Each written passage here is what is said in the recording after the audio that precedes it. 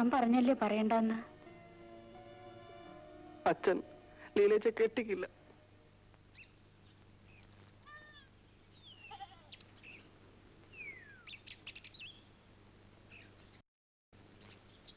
ഭാർഗവനെ, ഭാർഗവൻ ഇല്ലേ ഇവിടെ?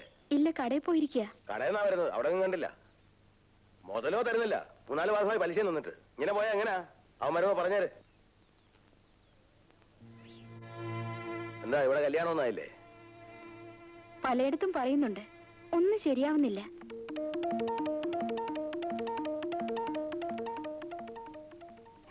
സ്വന്തം മകളുടെ കാര്യം നോക്കാതെയാ മറ്റുള്ളവരുടെ കാര്യം തിരക്കുന്നേ.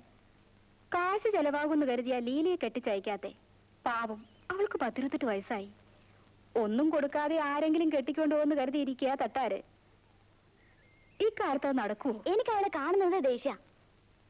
മാനെന്നും വിളിക്കില്ല, മയിലെന്നും വിളിക്കില്ല, മാടത്തെ പച്ചക്കിളിയെ നിന്നെ ഞാൻ പാടത്തെ പച്ച. എടാ കൊച്ചാപ്പി, എന്താടാ ഈ തുണിയിലൊക്കെ കൊച്ചു കൊച്ചു ഹോള്? അല്ല, അതെന്തായിരിക്കും ആശാനെ? എടാ നീ ബീഡി വലിച്ചു കുത്തിയല്ലേടാ? അയ്യോ, ഞാൻ വല്ല നിർത്തി. എടാ കൊച്ചു കഴിവേരുടെ മോനെ, ഞാൻ അവർക്ക് നീ വേറെ തുണി മേടിച്ചു കൊടുക്കണല്ലോ.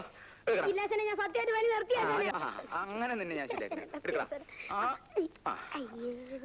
സിഗരറ്റാ? ഓ, വിൽസ് പാക്കറ്റില് ചാർമിനാറാ? അതെ, ആശാന്റെ കടയ്ക്ക് ഒരു വെയിറ്റ് കിട്ടാൻ വേണ്ടിയല്ലേ? നിന്റെ ഒരു വെയിറ്റ്?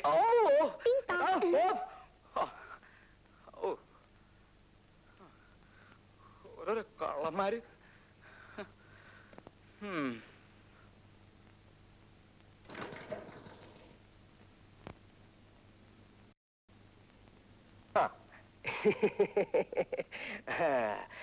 വീട്ടിൽ പോയിട്ട് വരുന്ന വഴിയാ. അനിയത്തി പെണ്ണിനെ ഒരു നല്ല കാര്യം ഞാൻ സെറ്റപ്പ് ചെയ്തിട്ടുണ്ട്. സിനിമാ കൊട്ടയിൽ ഓപ്പറേറ്ററാ.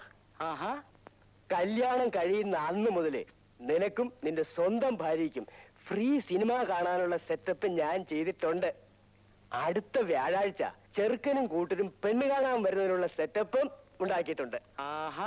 വലിയ സ്ത്രീധനമൊന്നും കൊടുക്കാത്ത തരത്തിലുള്ള സെറ്റ്. ഒരു കാര്യം, അവൾ എന്റെ ഭാര്യയുടെ അനുജത്തിയാ. എന്നാലും ഉള്ളത് ഞാൻ പറയും. തനിക്കും കൂടി അടി കൊള്ളാതിരിക്കാനുള്ള സെറ്റപ്പിന് വേണ്ടിയാ ഞാൻ ഈ പറയണത്. നീ കാര്യം എന്താ വെച്ചാൽ, അവൾക്ക് ഒരു ലവ് ഉണ്ട്, ഒരു പ്രേമം. നീ ആയിട്ട് അങ്ങനെ വെച്ചാ സാരില്ല. വീട്ടിലാവുമ്പോ ആരും അറിയില്ലെന്ന് വെക്കാം. ഇത് കേസ് കെട്ട് വേറെയാ. ആരാ? ഒരു പോലീസുകാരനായി. നീ പറഞ്ഞത് നന്നായി. ഞാൻ ഇപ്പൊ തന്നെ ചെന്ന് ഒഴിവ് പറഞ്ഞ് ഈ മാറ്റാം. അവന്റെ അമ്മയുടെ ഒരു സെറ്റപ്പും ഒരു ഓപ്പറേറ്ററും.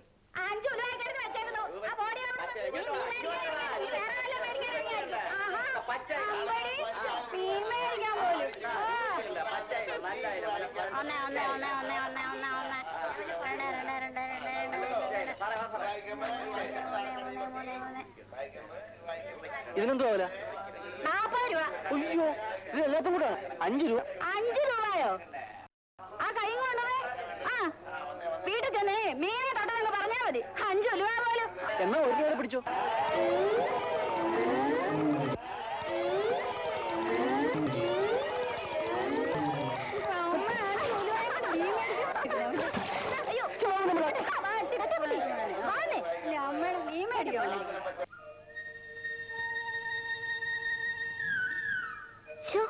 എന്തൊരു നാറ്റം. പോകുന്ന വഴിക്ക് ഒന്ന് കുളിച്ചിട്ട് പോ. അമ്മ ഒന്നോണ്ട, ഇല്ലെങ്കിൽ ഞാൻ ആ സ്ത്രീയോട് നല്ലപോലെ നല്ല പറഞ്ഞു. അയ്യോ, അതേതായാലും നന്നായി. ഇല്ലെങ്കിലേ ആ മീൻ മുഴുവൻ തലേ കമിഴ്ത്തിയേനെ.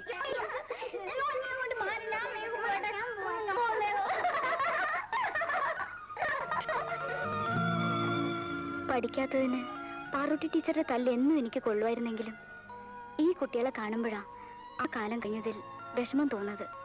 അല്ലേ തട്ടാക്കുട്ടി? ശരിയാ, കുട്ടികളായിരിക്കുമ്പോ തോന്നും വേഗം വലുതാവണമെന്ന്. ഇപ്പൊ തോന്നുന്നു വേണ്ടായിരുന്നു. തട്ടാക്കുട്ടി മിടുക്കനായിരുന്നു, ഞാനൊരു മണ്ടിയും. തട്ടാക്കുട്ടി പഠിത്തം നിർത്തണ്ടായിരുന്നു. എനിക്ക് വലിയ ആശ ഉണ്ടായിരുന്നു, നമ്മളെ കണക്ക് പഠിപ്പിച്ച ഗോപാല സാറിനെ പോലെ ഒരു സാറാകണമെന്ന്. എന്നാ തട്ടിക്ക് പഠിക്കായിരുന്നു. കണക്കില്ലായിരുന്നു. ഇപ്പോഴും ഓർക്കുന്നുണ്ട്, കുട്ടിയെ വിളിച്ചപ്പോ എന്റെ പുത്തൻ കാശി ഒഴിച്ചു. എന്ത് ദേഷ്യമായിരുന്നു തട്ടാക്കുട്ടിക്ക്. എന്നിട്ട് നീയല്ല തട്ടാക്കുട്ടി തട്ടാക്കുട്ടി തട്ടാക്കുട്ടി എന്ന് ഒരു 100 തവണയെങ്കിലും വിളിച്ചു കാണും. എല്ലാരും എന്നെ ഉണ്ണീന്ന് വിളിക്കുന്നതിനേക്കാൾ അമ്മൂട്ടി എന്നെ തട്ടാക്കുട്ടിന്ന് വിളിക്കുന്നത് കേൾക്കാനാ ഇന്നെനിക്കിഷ്ടം. അയ്യോ, എങ്ങനെ നീ മറക്കും പാടം പച്ചച്ച പാവാടയിട്ടപ്പം പാവം നീ എത്ര മേലോട്ടു നോക്കി ആടി കളിച്ചതും പാടി പറന്നതും ഒന്നായി കണ്ണീര് നീരി. കല്യാണം എവിടെ നിന്ന് എടുത്തിട്ട് നടത്തണം നീ പറയണേ? നമുക്ക് കുറച്ച് ബുദ്ധിമുട്ടായാലും എവിടുന്നെങ്കിലും കടവും വായ്പയും വാങ്ങി നമുക്കതങ്ങ് നടത്താം. ആ അച്ചുതൊട്ടാരോട് വാങ്ങിയിട്ടുള്ള മുതല് പോട്ടെ, പലിശ പോലും കൊടുത്തിട്ടില്ല. ആ പറയാൻ മറന്നു, ഇന്ന് ആ തട്ടാര് വന്നിരുന്നു. ഉവ്വോ, ഇത്തിരി പൊന്നും പൊടിയും ഒക്കെ എന്റെ കയ്യിലും ഉണ്ടല്ലോ. എല്ലാം കൂടി എടുത്ത് നമുക്ക് എങ്ങനെയെങ്കിലും അതങ്ങ് നടത്തണം. ഇങ്ങനൊരു കാര്യം ഒത്തുകിട്ടാനാ പാട്. ശാന്തേ, അമ്മുവിനെ കുറിച്ച് എനിക്ക് വിചാരില്ലാന്നുണ്ടോ? എപ്പോഴും അവളാ എന്റെ മനസ്സിൽ. എന്റെ മനസ്സില് ഒരാലോചന ഇല്ലാതില്ല. എന്താ അത്? അല്ല, നിനക്കത് ഇഷ്ടപ്പെട്ടില്ലെങ്കിലോ എന്നാണ് എന്റെ ഒരു ശങ്ക. ഭാർഗവേട്ടൻ നല്ലതല്ലേ ആലോചിക്കൂ. നല്ല കാര്യമാണെങ്കിൽ നമുക്കത് നടത്താം. പറയൂ ഭാർഗവേട്ട. ആലോചിച്ചിട്ട് അതേ ഒരു വഴി കാണുള്ളൂ. അല്ല, അതുകൊണ്ട് എനിക്കും നിനക്കും അമ്മൂനും ഒരു കുഴപ്പവും ഉണ്ടാവില്ല. കല്യാണം കഴിഞ്ഞു എന്ന് വെച്ചിട്ട് കടം കയറി പെരുകൂല്ല. എന്താണെന്ന് വെച്ചാ തുറന്നു പറ ഭാർഗവേട്ട. പറയാം. ഒരു പുണ്യപ്രവൃത്തിയും നമ്മുടെ കുടുംബത്തിന്റെ നന്മയ്ക്കും വേണ്ടിയിട്ടാണ് ഞാൻ ഈ പറയുന്നതെന്ന് നീ കരുതണം. മനസ്സാ വാചാ കർമ്മണ ഈ ഭാർഗവേട്ടന് വേറെ ഒരു ഉദ്ദേശവും ഇല്ല. അമ്മൂനെ ഞാൻ തന്നെ അങ്ങോട്ട് കെട്ടിയാൽ എന്താ? ഇതിത്ര വലിയ കാര്യമൊന്നുമില്ല. നാട്ടിലൊക്കെ സാധാരണ നടക്കുന്ന സംഭവാ. നമുക്കാണെങ്കിൽ ഒരാൺകുട്ടിയില്ല. ഇനി തൊട്ട് നിനക്കതിന് കഴിയൂല. എന്റെ കാലശേഷം നമ്മുടെ കടയൊക്കെ നോക്കാൻ ഒരാള് വേണ്ടേ? എല്ലാം ഈശോന്ന് കരുതിയാ മതി.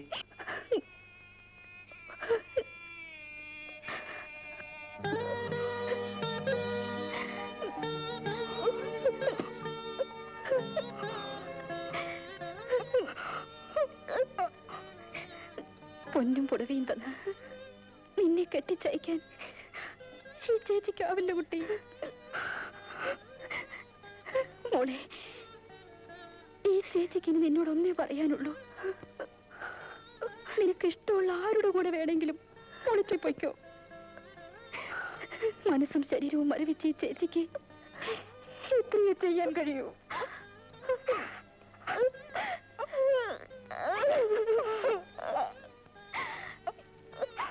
ഈ ഭാർഗവട്ടൻ ഒരു നാണമില്ലല്ലോ. ശാന്തേച്ചിയുടെ ഭർത്താവില്ലേ ആള്? അതിനെന്താ, ഒന്നുകൂടെ കെട്ടിയാൽ എന്താന്ന് അയാളുടെ ചോദ്യം. കൊള്ളാമല്ലോ അയാളുടെ പൂതി. നാട്ടിൽ നടപ്പുള്ളതല്ലേന്ന് അയാൾ പറയുന്നത്. നാട്ടുപടപ്പ് കൊല്ലും ഞാനയാളെ. എന്റെ അമ്മൂട്ടെ ഞാനല്ലാതെ മറ്റാര് കെട്ടിയാലും അവനെ കൊല്ലും ഞാൻ. നേരം മങ്ങിയ നേരത്തക്കര മാനത്തെത്തുവതാരാ?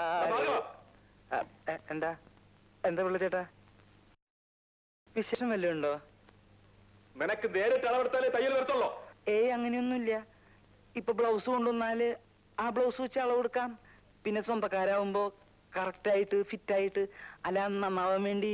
നീ ഇവിടെ കുറെ നന്നാക്കുന്ന ലക്ഷ്യമുണ്ട്. അടിച്ചു. അയ്യോ, എന്നെ തല്ലല്ലേ. ഭാര്യ യൂട്രസ് ഒരു അത്യാവശ്യത്തിന് വേണ്ടി മാറ്റി വെച്ചിരിക്ക.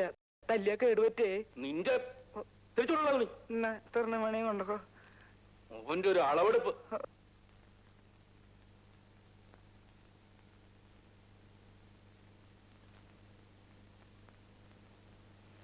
ആശാനേ, നീ എവിടേക്കാണ് ഓടിപ്പോയത്? അതെ, ഞാൻ ഇവരെ വിളിച്ചോണ്ടരാനാ. എന്തിനാ എന്നെ ശവം പൊക്കിക്കൊണ്ടുപോവാനാ? മനുഷ്യന് സമാധാനമായിട്ട് ഒരു സ്ഥാപനം നടത്തിക്കൊണ്ടുപോകാൻ പറ്റില്ല എന്ന് വെച്ചാല് ഞാൻ ഇത് പൂട്ടി വല്ല ബോംബെക്ക് പോകാൻ പോവാ. ഒരു അളവെടുത്തതിന് ഇത്ര വലിയ പ്രശ്ന.